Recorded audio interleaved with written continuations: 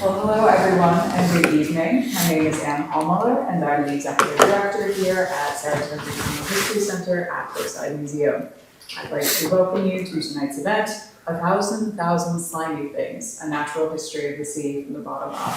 This is the third and final event in our Earth Month series, focusing on the history and present of our natural world. Our speaker for the evening is Christopher Pastore. Christopher L. Pastore is Associate Professor of History at the University of Albany, State University of New York, also just known as SUNY Albany. Has many formal titles, where he teaches courses in environmental history, early America, and the Atlantic world. He holds a PhD in history and MS in teaching from the University of New Hampshire, and an MFA in nonfiction creative writing from the New School University, and a BA in biology from Bowdoin College. So lots of different degrees. He is the author of Between Land and Sea, The Atlantic Coast, and the Transformation of New England, and is currently working on his next book project, 1,000 Slimy Things. I really love that title. A History of the Sea from the Bottom Up. So here's Chris. All right, thank you, Anne. Thank you very much for having me, everyone. Thanks to Dave for running the cameras. So as Anne pointed out, this is a book project that I've been working on. So you guys are gonna get a little sneak peek, and I'm gonna tell you about kind of my two favorite parts. But I'll kind of try to set up this project in the title in particular. But I've been working on this for several years now. I've been traveling. I've spent time in Ireland. I've spent time in Colombia. I spent time in various archives around the United States, and I've been pulling up stuff about slimy things in the ocean. And I'm an ocean guy, so this is really like a labor of love. And so I think this will fit into the Earth Month theme that the museum has going, but we'll get a little bit salty with this. The title comes from Samuel Taylor Coleridge's 1798 poem, The Rime of the Ancient Mariner. Many of you probably read this in high school or something like that, but a quick reminder, a sailor sails out into the Southern Ocean, while they're sailing along, there's an albatross following the ship, and he pulls out his crossbow and shoots the albatross, and essentially all hell breaks loose. The crew take that albatross and tie it around his neck, and then they die and turn into ghosts. The ship is then becalmed, and up from the bottom of the sea rises 1,000 slimy things. The mariner is terrified. They're swirling around. Again, he's surrounded by ghosts, and the ship is becalmed. And he's terrified. And he says his soul is in agony as he's looking over the side of the ship. But in time, looking down at these things swirling around him, he sees these creatures in new light. He says they're blue and glossy green and velvet black, and they coiled and they swam, and in every track was this flash of golden fire.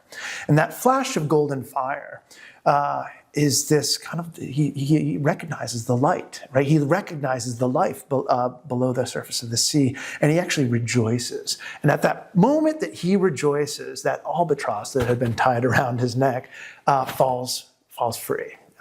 And the ghosts rise up, the wind pipes up, and those ghosts sail him effectively safely back to port. This tale of environmental destruction, of human hubris, becomes one of redemption, of self-reflection, of environmental, of redemption in many ways. And so what this project is, I'm looking at these slimy things in the sea, and what I'm trying to find is that flash of golden fire. We have an environmental world that seems to be a world that seems to be going into the environmental pits, right? And I'm trying to look down into that pit and see that flash of golden fire. The slimy sea, as Coleridge called it, reflects both the imaginative qualities of the ocean and the material realities of marine life today. overfishing, ocean acidification, these algae blooms, jellyfish blooms. The ocean has changed in dramatic ways over the course, over the course of the centuries, but in particular in the last century. One marine ecologist, Jeremy Jackson, has said that we're now seeing, because of all of these things, the rise of slime. Okay, quite literally, the rise of slime. Slimy things in the sea. These slimy things actually connect the ocean's past, present, and future.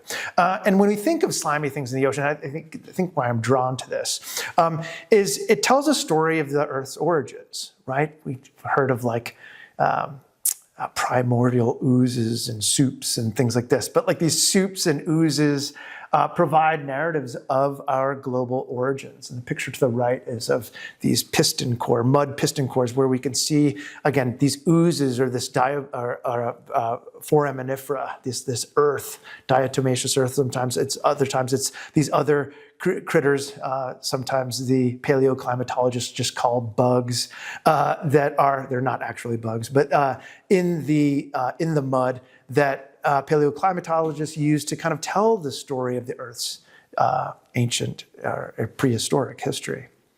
Algal blights, coral bloom or coral bleaching, plastic pollution all contributed to these narratives of global decline. And so I'm fascinated by this tension between life and death, between origins and decline.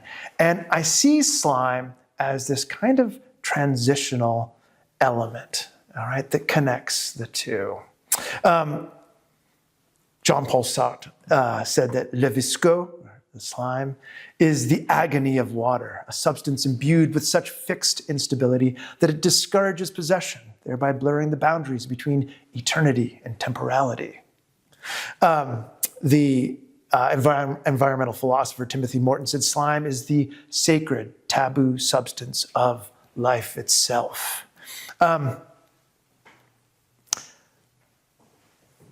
One of the things that Jane Bennett, in her famous book, Vibrant Matter, she said that she was trying to explore what she called the efficacious powers of the material world because she felt the dead or thoroughly instrumentalized matter feeds human hubris and our earth-destroying fantasies of conquest and assumption.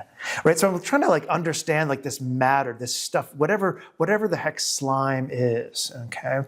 Stuart McLean talked not about vibrant matter, but virulent matter, a substance more uncouth than vibrant, more belligerent than companionable, more a source of disquiet than of enchantment.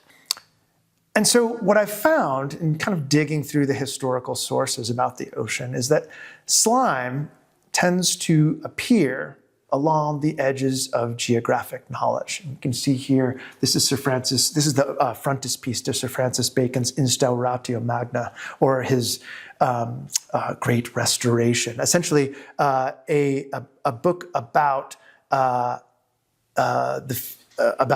early modern science, all right, and the promises of early modern science. And even with this, along the boundaries of geographic, or the edges of geographic knowledge, you can see in the circles here are a couple of some kind of sea monsters, right? These slimy creatures that appear just beyond what we know. And again, this is showing the Pillars of Hercules, which are the representations of the opening of the Mediterranean into the Atlantic world. But slime also appears among the frontiers of technology, right, where new things are being created. It appears near the limits of accepted norms about who should conduct science and where and how it should be conducted. And it turns out that marginalized people tended to deal with the slimiest stuff and inhabit the slimiest spaces. And so what I'm going to do now is I'm going to tell you about kind of my two favorite parts in this book that I'm writing about. And one is, it starts in this early modern world, but it's about mangrove swamps. And then I'm going to finish by talking about the other part, which is in the 19th century, which is about seaweed. And I actually really love seaweed. I'll say more about that.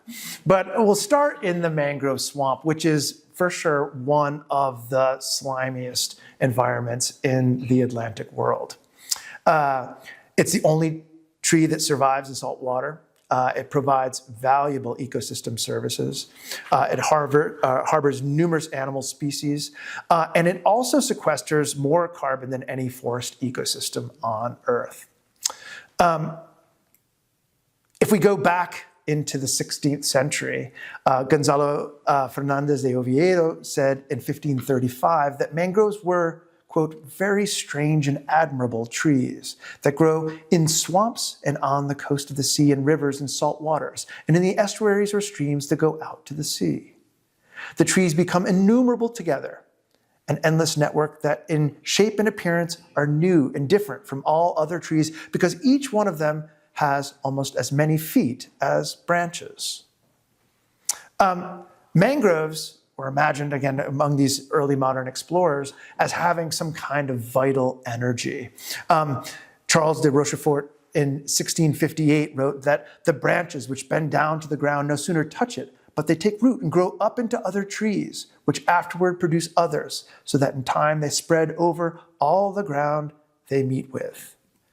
Hans Sloane, who was the founder of the British Museum, wrote near Cartagena in 1725 that whatever branches are on the under parts of the trunk of the tree take root, looking like so many arches, and become trunks themselves in a very short time. Antonio de Ulloa in 1758 said, "The mangrove requires a soil daily overflown by the sea, slimy and soon corrupted. The tree," he said, "divides itself into very knotty and distorted branches, and from each knot germinates a multitude of others, increasing so as to form an impenetrable thicket." Again, filled with that vital energy. And in fact, mangroves are known, particularly the red mangrove is known to spread at upwards of 100 meters per year. So they grow just wildly fast. That's like about a foot a day. They're just spreading and moving. And actually with sea level rise, what they're seeing is that mangroves, kind of like these fantasy movies or something like that, mangrove roots are kind of walking inland as sea levels are rising. They produce, again, 6,000 kilograms of leaves per hectare. So just an amazing amount of vegetation coming out of mangrove forests. There are also these sites of incredible ecological flows and ecological struggles. The English naturalist Mark Catesby said, he wrote about mangroves, he said, that mangroves' ability to propagate via seeds and strike root when its branches came into contact with mud was kind of extraordinary. He said those watery woods were plentifully stored with ravenous fish, turtles, and other animals which prey continually upon one another, and the alligators on them all, so that in no place have I ever seen such remarkable scenes of devastation as among these mangroves, where the fragments of half-devoured carcasses were usually floating in the water. Again, filled with life, and again, this kind of struggle between animals and plants and various creatures. And in fact, the mangrove forest is absolutely filled with resources. Animals and people use them for protection. Those resources included firewood.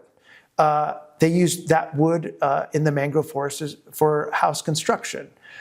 The trees were filled with rodents, which were hunted for food.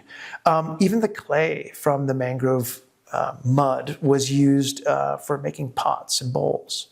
The fruit of the mangrove was known to be edible, although Oviedo, who I mentioned earlier, said that it was a beastly delicacy for wild people. Oysters, clams, crabs, shrimp, and fish fill these mangrove forests. And here you can see oysters hanging down from the mangrove roots.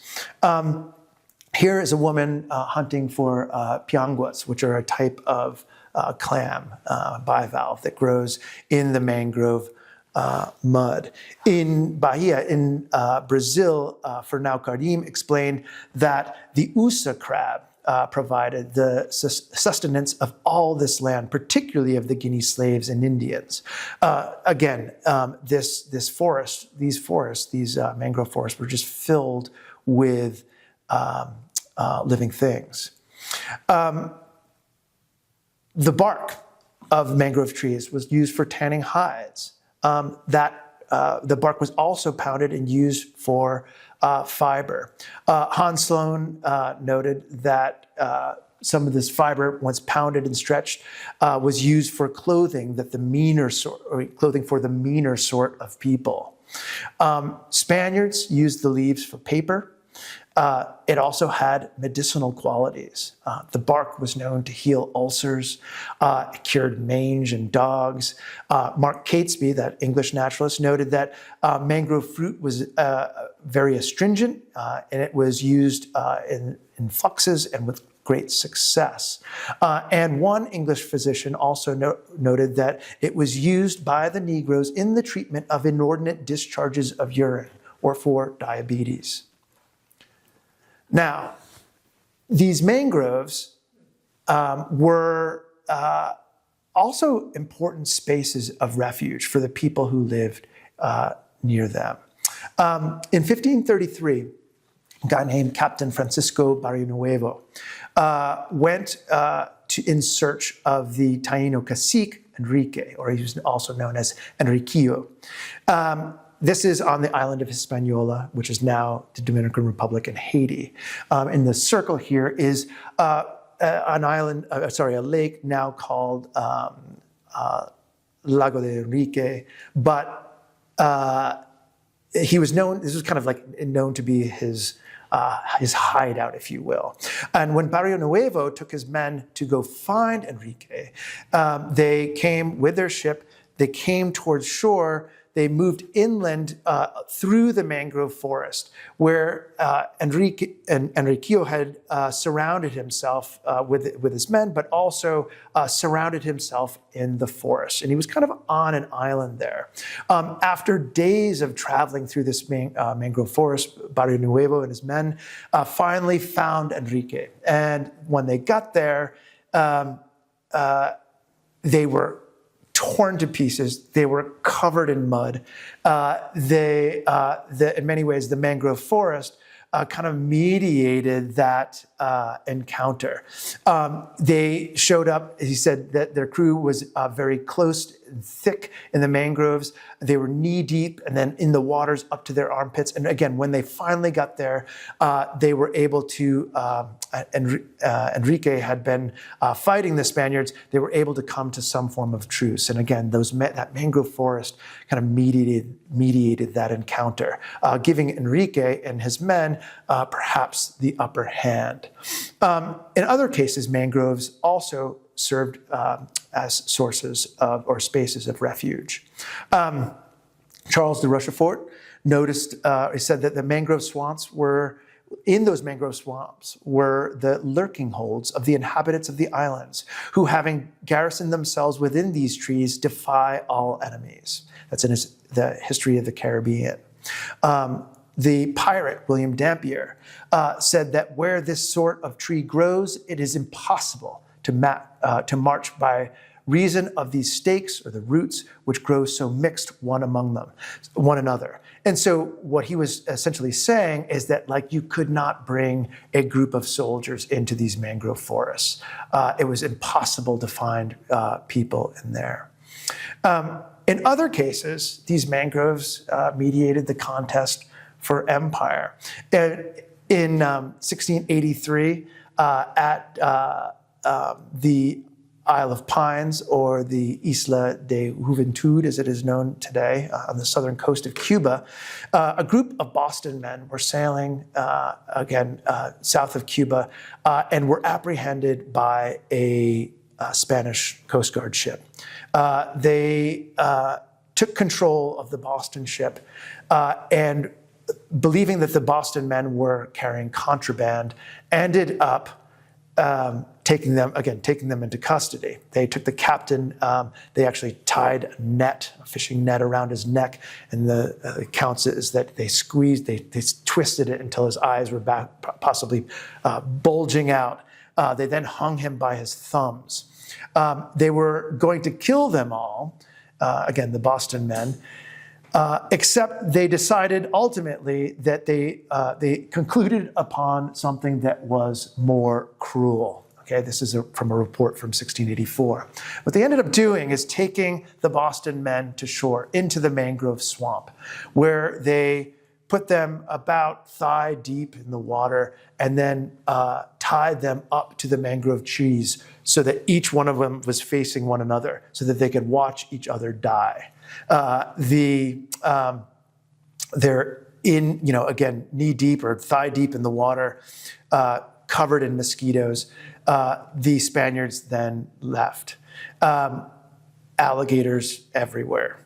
Ultimately, one got free, let the other men go.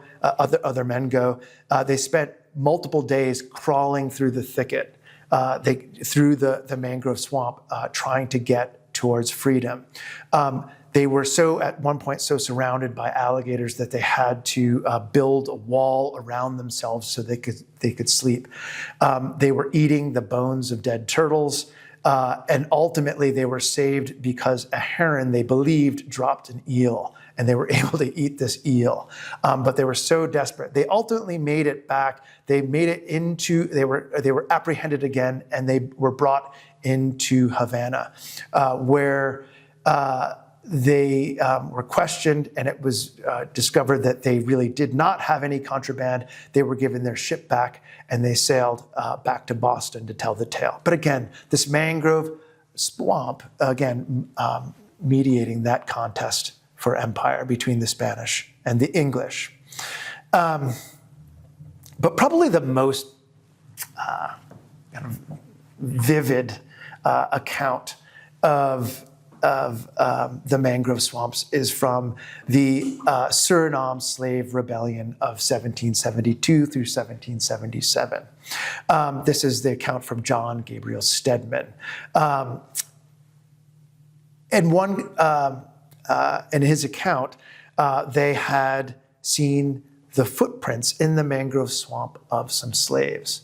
And so soldiers with Stedman went following those footprints. They were wading through the mud and mire above our hips, climbed over heaps of fallen trees, and crept underneath on our bellies. Stedman noted that their flesh was terribly mangled when they ultimately arrived at a plantation. They tried to pursue those slaves that had taken off, but they could not get them. The slaves kind of disappeared into the mangrove forest. When they finally got to a place near the Cotico River, they were, he said, covered over with mud and blood, and her legs and thighs cut and torn by thorns and branches. Again, these impenetrable marshes, giving those the slaves in that slave rebellion the upper hand. In other cases, though, there was accounts where Europeans actually benefited from the mangroves. And in one case, there was a group of slaves who had surrounded a plantation overseer in a house. He was on the second floor, locked up there. The slaves then set fire to the house. The other people ran out of the house and were killed immediately. That overseer ended up jumping out and ran as fast as he could, dove into the water and swam into the roots of the mangrove trees. And with just his lips above the water, ended up waiting it out. And he was the only survivor to tell that tale. But even into the 19th century, you can see in the picture on the top left here, even into the 19th century in Suriname, there are people, fugitives living kind of in the mangrove swamp, hidden, using it as a place of reprieve, a place of hiding, a place of Afro-Indigenous agency. The historian Judith Carney has said that the muddy in-betweenness of mangrove swamps were particularly important to enslaved people who, quote, found themselves in between two continents, two worlds, and two social states, free and enslaved. And I found that this kind of compelling idea that this swampiness, this muddiness, this sliminess ends up being kind of the thing that mediates these two worlds for people who are kind of operating on the margins of, in this case, the slave power. But there were other people who used slimy things to navigate limits. And this takes me to the seaweed. So we're going to jump ahead time-wise, okay? This is a picture by Edward Duncan. It's called The Seaweed Gatherers, and it was published in the London Illustrated News in 1874. And you can see this is probably along the coast of Britain or France, where they would collect seaweed, put it into wagons. They would have either oxen or horses. And you can see some men piling seaweed into this big ox cart. You can see some women to the side with their kind of peasant bonnets bent down, perhaps collecting seaweed. And in the distance, you can see a mother and perhaps a son driving what I think is a horse, perhaps toward the shore, perhaps towards the strand, sandier area. This was accompanied with an article that said the engraving represents a scene of common occurrence on the shores of the Channel Islands and the coast of Brittany, where large quantities of seaweed called rake or rack are collected for the sake of its valuable alkali. The oxen would soon make their way, quote, across the slippery sands amongst the scattered rocks to the adjacent road on terra firma. And the women and men, too, with their baskets and bundles carried on the back or hugged in arms, will tramp sturdily to the neighboring village. Again, showing kind of men and women working together, working in kind of this timeless occupation of collecting seaweed along the coast, working full families with their animals. They were, the article concluded, good, honest, hard-working folks as any that looked upon the waves of the Atlantic from the shores of Western Europe. When this article came out, shortly thereafter, it was picked up in New York and published by Harper's Weekly. But the Harper's Weekly didn't mention where it was. Instead, it just said that along the rocky seacoast of the temperate regions, again, of the Atlantic and more broadly, is a coarse olive green seaweed known popularly as the bladder weed. This abundant weed is gathered in great quantities by farmers at low tide to be used as a manure for their fields. It is also largely employed, the article continued, in the manufacture of crude soda ash. What they were describing is something that was happening on both sides of the Atlantic. This collecting of seaweed using for various industrial purposes. But that the same picture, again, it was not attributed with an artist. Edward Duncan was not mentioned in the article or with the paper, with the image in Harper's Weekly. But the image itself was representative of something that was actually becoming a genre at the time. There were other artists that were kind of reveling in this world of the seaweed gatherers. Clement Nye Swift, an American painter, created this image, the seaweed gatherers of 1870. Another one, Howard Russell Butler, created the seaweed gatherers, another one called the seaweed gatherers in 1886. And in both images, they're showing men and women collecting seaweed, using their animals to bring this stuff to market. Other famous painters, again, around the Atlantic were also talking about this. And in all their images, here we can see Paul Gauguin's The Kelp Gatherers of 1889. And Jack B. Yeats, this is William Butler Yeats's brother, his Kelp Burning in 1905. And in all these cases, what they show is kind of a timeless enterprise of gathering seaweed along the shore, doing it as kind of a full family. Here you can see in Jack B. Yeats's image of babies sleeping while they're burning kelp, okay? But they would burn this kelp, again, to sell for various industrial purposes.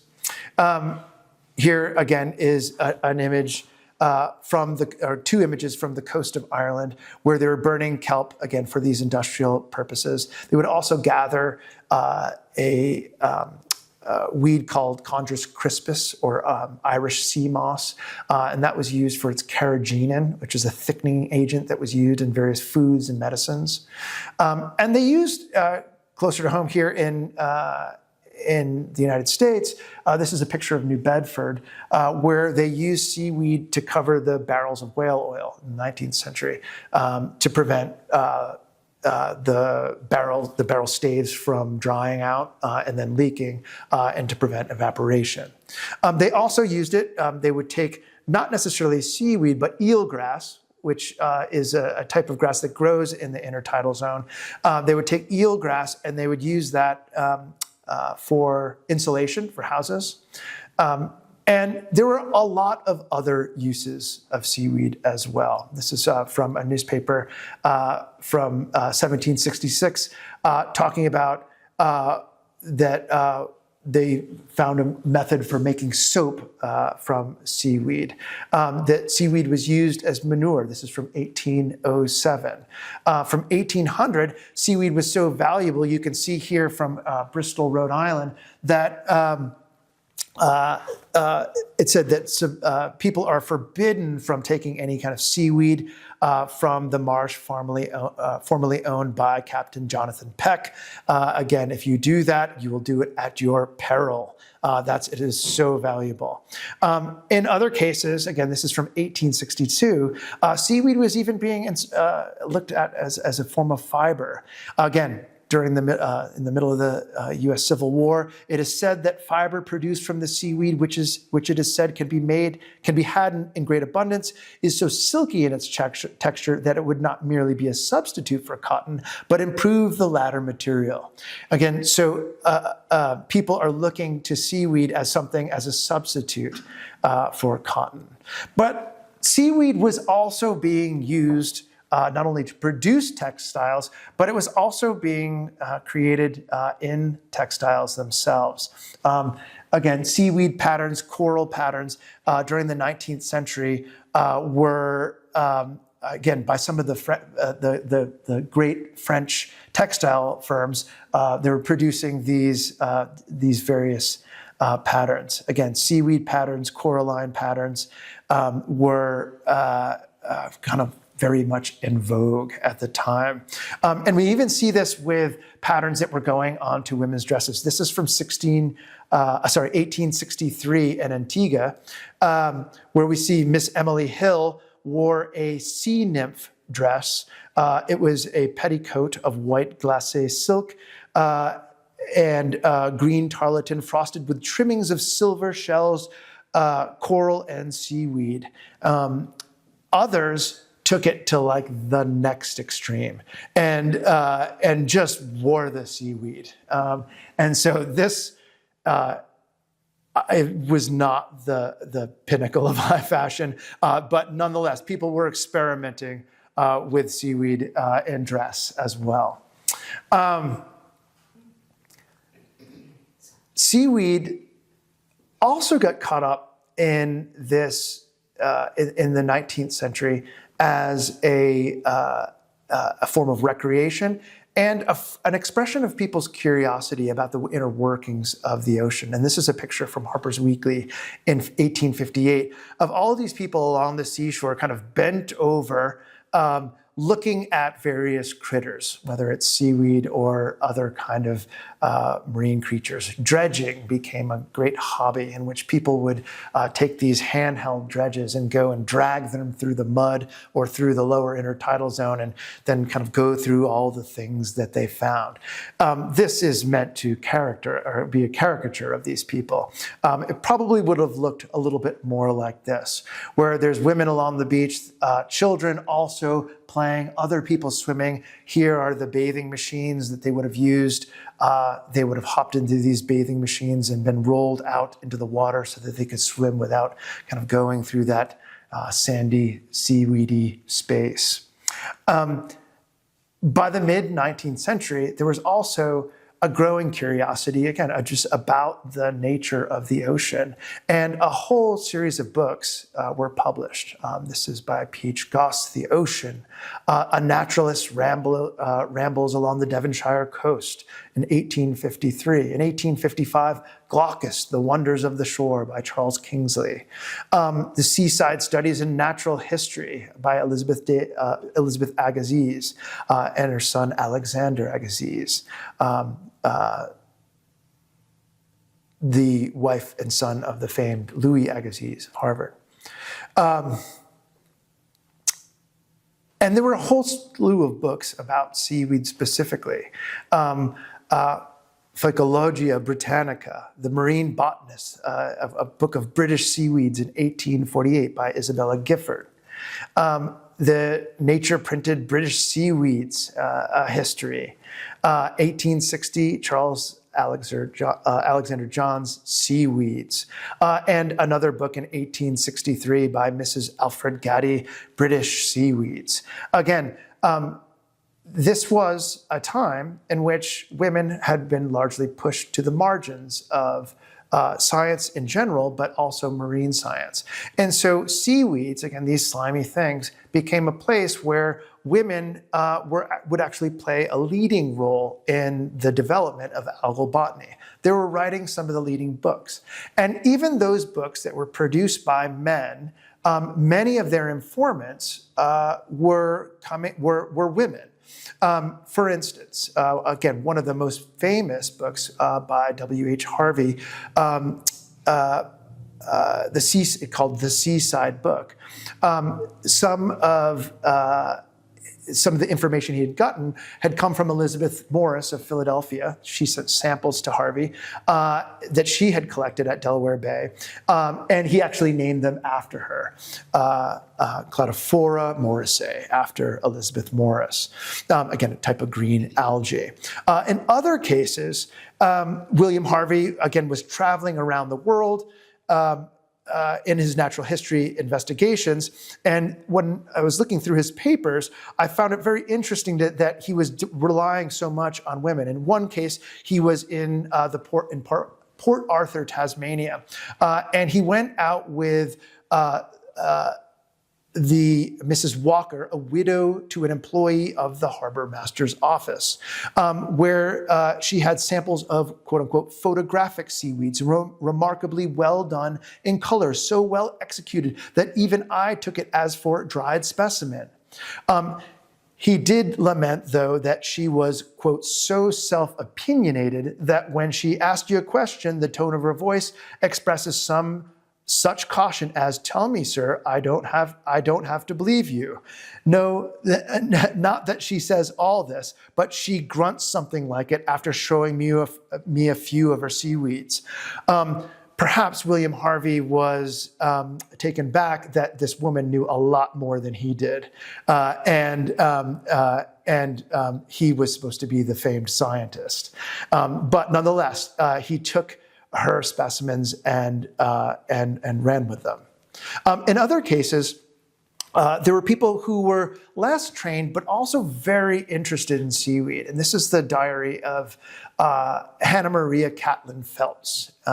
She was the daughter of a wealthy banker from Hartford, Connecticut. And she spent her summers in Newport, Rhode Island. And specifically in the summer of 1850, she went to Newport, and she went swimming almost every morning. On Monday, August 25th, 1850, she went swimming with her mother, and she recounted that the rain of the day previous, together with the wind, had made the surf very high, and it came rolling in, bringing with it quantities of seaweed, of which mother and I caught some of the prettiest specimens to preserve. As soon as we arrived home, we put all the seaweeds in a bowl, and after a little soaking and washing, attempted to put them upon paper. But being our first trial, we succeeded only tolerably. Mother had some that were very beautiful, which she had found, and which, in the hands of a person accustomed to pressing them, would have made beautiful pictures. but unfortunately, they fell into unskilled hands. Essentially, Hannah Maria Caitlin Phelps was struggling to figure out how to dry the seaweed, how to deal with the seaweed. But apparently, it had become kind of, something that people of her ilk did. This is the people who summered in Newport and mansions near the water where they could go swimming every morning. They were collecting seaweed and they were pressing the seaweed. But it turns out that she did get good at it. At Yale, they have a collection of her seaweed, and they're quite beautiful. And she did do a very good job. In some cases, she annotated what they were. In other cases, she didn't know what they were, but she pressed them nonetheless. And she used these seaweeds, in some cases, kind of like a currency. She met a little boy named Charlie Coleman, who on his last day informed me that they were all going to leave that noon. I was telling the little fellow, again, he was young, she was about 20 or so, how sorry I was to part with him when he suddenly thrust his hand into one pocket, then into another, and finally produced one solitary little shell, which he presented to me. I received it if it had been gold and told him that I should prize it as his farewell gift. I have it now carefully preserved among my mementos of Newport. Then, taking Charlie by the hand, after giving him a kiss, I led him up to our room. Later on, she then recounted that from our specimens of seaweed, he selected 3 or 4 of the prettiest. And this is little Charlie, which I carefully folded in paper for him with the date and the day on it, and with which he seemed quite pleased. Mrs. Coleman soon after came in and bade us goodbye, and then I ran down to the foot of the stairs to say parting words to good Mr. Coleman, who had petted me so much and been so kind to me during the 7 weeks that we had been under the same roof. Again, using seaweed pressed on paper as like a parting gift, 1 shell for a piece of seaweed. Phelps was very much taken with this act of finding seaweed. She said, the water was a delight, the surf high, and I could not bear to leave it, knowing it was my last bath. Again, this is her last day. I caught a few pieces of seaweed to bring home and press, and finally tore myself away from my loved salt water. As we were driving home, we took Miss Raffal, who was starting to walk home, and just then her brother came up to give me a beautiful seaweed, which he had found. He had just given me one to press as a remembrance, but I did not tell him I had lost it, and I feared me the second gift has gone the same way. However, if I find it, I will press it. Again, using in kind of this rarefied, very wealthy set in Newport, Rhode Island, using seaweed as kind of a currency among them, a parting gift, something that they could find on themselves. Again, Hannah Maria Caitlin Phelps was learning how to do this over her 7 weeks in Newport, whereas others were actually taking a more scientific approach. This is an album of pressed seaweed by Madeline Mathis. In which she methodically presses her different seaweeds and in some cases annotates them. To the right is another collection called Miss Rowe's Collection of Botanical Specimens, again from Liverpool, where she would methodically put her seaweed in, annotating what species it was, and in many cases they would annotate where it was found. In other cases, they would take these specimens and arrange them. Again, using a poem attributed to different people at different times, but call us not weeds, we are flowers of the sea, for lovely and bright and gay tinted are we, and quite independent of sunshine or showers. They call us not weeds, we are ocean's gay flowers. And again, this specimen of seaweeds placed in this beautiful bouquet. Throughout that book are, again, individual specimens of seaweed that are annotated. In addition to kind of arranging them into bouquets and things like this, there are others that look to seaweed as kind of other forms of science and art. Okay, and we see that particularly with Anna Atkins. This is her photographs of British algae. It's the first book with photographs, okay, of any photograph book, okay? And so the thing that she photographed was algae. So at once it's a piece of art, and a piece of science, all right? One that's looking at all these different forms of algae. Again, 411 plates all together, and they're absolutely beautiful. And even the title page has algae put into the name of it and then photographed. Okay. And in other cases, this kind of combination of art and science continued. This is one of my favorites. It's simply called An Album of Seaweed Specimens in a Scallop Shell Binding. And this binding is, again, the holes were drilled into it and then bound with silk ribbon. But then inside of it are seaweed specimens with their taxonomic names listed. And there's something kind of special about it being inside of a shell. The philosopher Gaston Bachelard said that shells, any kind of mollusk, is at once mysterious and intelligible, hidden and manifest, placid and aggressive, flabby and vigorous. And at some level, right, here is this mysterious and intelligible, hidden and manifest substance of seaweed inside the shell. I see it as just this kind of beautiful combination of things coming together. And seaweed was even used perhaps in the great age of reform. This one called Ocean Gems, okay, has a frontispiece of meticulously organized seaweed into this beautiful wreath, right? And you can see here in the also on the right-hand image, again, made into kind of a beautiful wreath. And it says, for the orphans. And then it says sold, again, on the inside, it says sold for Muller's orphan house near Bristol in England. And so at some level, these were valuable. They could be sold, okay? And they're sold specifically, again, in this age of reform in support of an orphanage. And so, again, seaweed is kind of like, I don't know, slimy things are moving through all the major movements in the 19th centuries. And even in the world of commerce, we see on the ship Hope, for sailing from Sumatra to Salem, the master, Solomon Giddings, stopped at one point, or perhaps lowered his net or his boat hook to pick up a clump of seaweed, and in his logbook pressed it in there, as a keepsake, perhaps also a reflection of scientific interest or curiosity. In conclusion, what we see is that over the course, from the 16th century to the 19th century, these slimy things kind of move through, or these slimy things in many ways provide opportunities for some. They open doors for others. They are at once refuges for the enslaved, or for those on the run.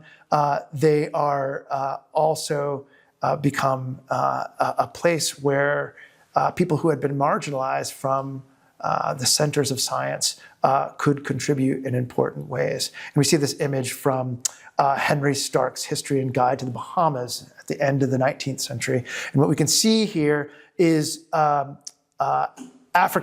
people of African descent swimming, diving down, gathering things, and here's a group of women all looking through their looking glasses, these boxes, so that they can look down over the side into the reefs and see what's down there. And they would tell these divers, go, get me that. Can you break off that piece of coral for me? Can you bring that up for me? And so again, this interaction happening in the Bahamas, pulling up slimy things from the bottom of the sea. And ultimately, if it opens doors to certain people, and ultimately, if it provides refuges for others, I think we can look to these slimy things as a way to, as perhaps a ray of hope, all right, that flash of golden fire. I mean, marine plants and algae produce 50% of all the Earth's oxygen. Half the animal phyla on Earth consist of tiny slimy myofauna that squirm beneath or between the grains of ocean sand. And benthic oozes, again, provide a veritable library of the Earth's climatic history, okay, something that we can come to understand through the slime. And there's efforts to restore these environments. Efforts to restore mangrove restoration. This is a group called Afrovismar, and they're systematically replanting mangrove forests that have been decimated by development, again, along the coast of Colombia, just south of Cartagena. In other cases, in these cases, narratives of environmental destruction can become stories of regeneration. And we can see that in seaweed as well, where seaweed, as we know, is a source of food. But scientists are looking into seaweed as sources of fuel, as sources of carbon capture, as a means for reversing ocean acidification, a plastic substitute, perhaps even fertilizer, right? And so when we think about, I've just talked about two slimy things here, right? But when we think about it and we think about the trajectory of the Earth, when we say that, yeah, all dead did lie, we could also go back to the words of the ancient mariner and say that 1,000 slimy things lived on, and so did I. So thank you very much. Hopefully, what I've tried to do is make a case that, if we can keep at it, not all hope is lost. If we can just find that flash of golden fire. So thank you. Yeah.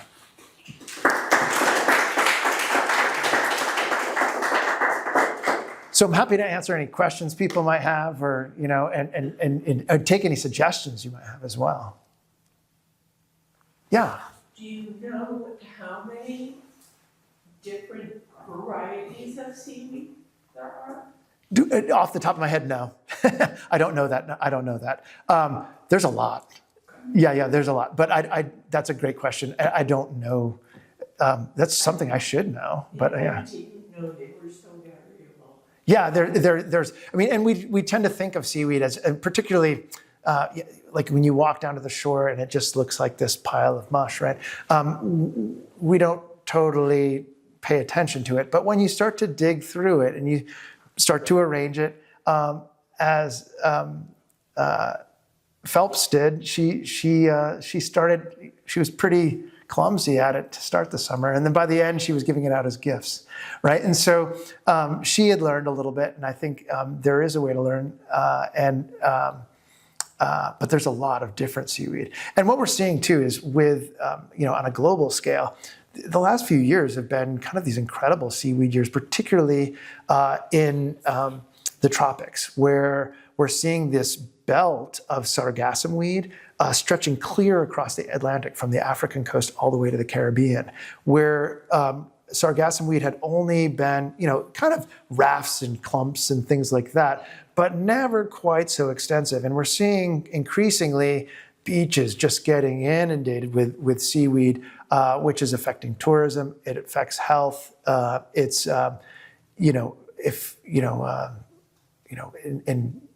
the Caribbean, if one of these rafts of sargassum washes ashore and it's waist deep seaweed all the way up the beach, you can't go swimming in that, and so that it becomes an economic issue, and so. Scientists are still trying to figure out why that's happening. It could be because of nutrient loading, but this is one thing they're looking at, and so it's happening.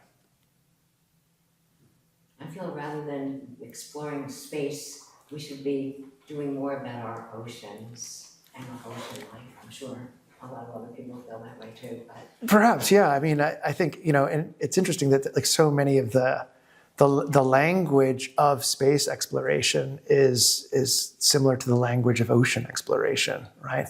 And so that there are many parallels, but there's still a lot to learn about the ocean, and I think there's still, it is essential to the functioning of the entire Earth. So yeah, we absolutely need to know it and understand how it works and how to keep it healthy. So, yeah. I had a question about what the sort of research process for this book looks like, because it seems like you could search sort of endlessly through all the variations of the times that seaweed has been mentioned, or all the different people who've mentioned mangrove. Sort of, how do you know when you're done looking at one particular slimy thing and ready to move on to the next? Yeah, no, I mean, and the process of researching it, it's ongoing, and I'm compiling lots and lots of things. But one of the things that's underpinning all of it is I'm trying to make it both literally and figuratively a history from the bottom up. And so when I mean the bottom up, it's a natural history of the sea with slimy stuff from the bottom up. So literally, but also figuratively in the sense that cultural history more broadly from the bottom up implies history of those people who have often been written out of history. So those people like Afro-Indigenous people who have been largely written out of the history of perhaps exploration and conquest. It's about, in this case, women who particularly through the 19th century, were often pushed to the margins of scientific investigation. And so I've tended to focus on those people who can kind of tell that bottom-up story. And we can, all together, my hope is to tell a story of kind of the genesis of ocean science, how we understand ocean science, how we understand the oceans more broadly.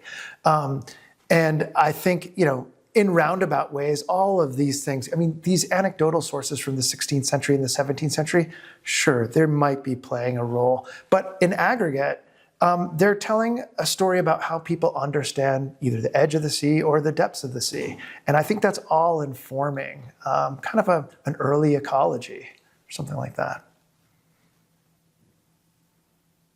It's very fascinating. I think so. Yeah. And you integrated so much information into mangroves and seaweed, and it was just, thank you. It was just, Thanks for having me. Thanks for having me. It motivates me to try to understand more about each of those areas. Yeah, no, this goes back to Anne's question, like, how are you, and a lot of it is saying, like, all right, well, what am I interested in?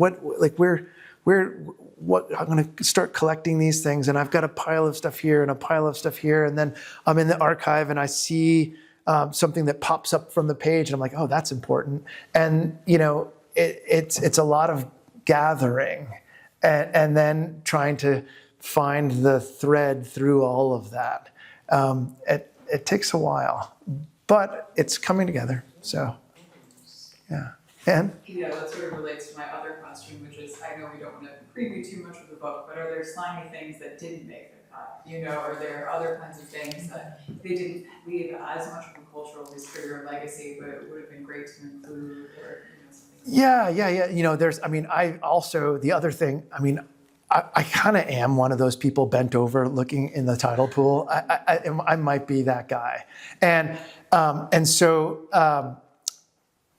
I love anemones, right? And so some of the stories of anemones and of polyps more broadly, like any of these creatures that seem like they're animate, but they kind of look like a flower, or corals, right? They're animate, I think, but they look like a flower, and they're kind of, are they an animal or vegetable or mineral, right? And there's a lot of that happening in the 17th and 18th centuries. And so there's questions about them. There's questions about, oysters are endless. One, because they're valuable and people love them. But people want to know what the heck they are, right? And like where are they animals? Are they vegetables? Are they minerals? They grow kind of in the mud, but they seem to be moving. And so again, that's part of that scientific investigation that I'm trying to get at.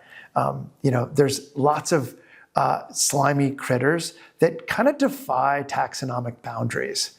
And those are the ones I find the most fascinating. And the people that write about them, I find that really fascinating as well. How do we understand these things that don't fit easily into categories?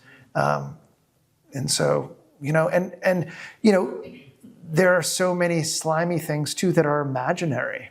And so I'm right now I'm writing some stuff about sea serpents, and I'm looking at some Native American legends about like old stories about sea serpents and snakes and people transforming into snakes and back and forth, and I love those stories as well. So I'm trying to kind of bring all that together. Again, a story that's not just this is what Europeans said, but a story from like different perspectives. And even the kind of old tales of one section that I didn't talk about today is the sea bean, which actually connects to mangroves and connects to other tropical plants. But a lot of these plants, these trees drop seeds, okay, and they go into the waters.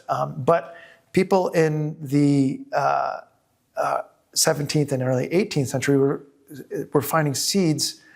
They're beautiful, right? But they're finding these seeds off the coast of Cornwall, off the coast of the Hebrides. They're like in the far north, right? And they're finding these seeds and saying, where are these coming from? What are they?